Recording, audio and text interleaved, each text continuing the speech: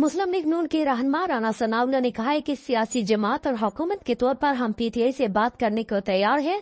राना सनाउल्लाह ने कहा है कि इमरान खान सियासी जमातों के साथ बैठने को तैयार नहीं। ये कौन सी सियासत है? जब पीटीआई को मुसल्लत किया गया था तो हमने इस वक्त भी साथ बैठने को कहा था। एक तरफ कहते हैं कि हमें कोई इख्तियार नहीं हो और दूसरी तरफ कहते हैं कि हमने मैंडेट चुराया। साल 9 के हवाले से साबिक वजीर दाखिला राना सनाउल्लाह ने कहा है कि ये पता था कि पीटीआई एहतजाज करेगी, ये नहीं पता था कि हमले करेगी।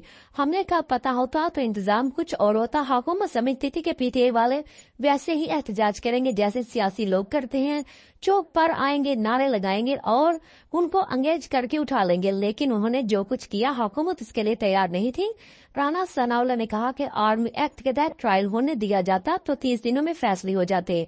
इतना सबूत है कि किसी किस्म का कोई अबहम ही नहीं ट्रायल होगा तो किसको सजा होगी? ट्रायल ही अस्ते हो गया है। दफाई इदारे की तनसीबात पर हमला हुआ तो फैसला किया गया है कि ट्रायल मिलिट्री कोर्ट में होगा।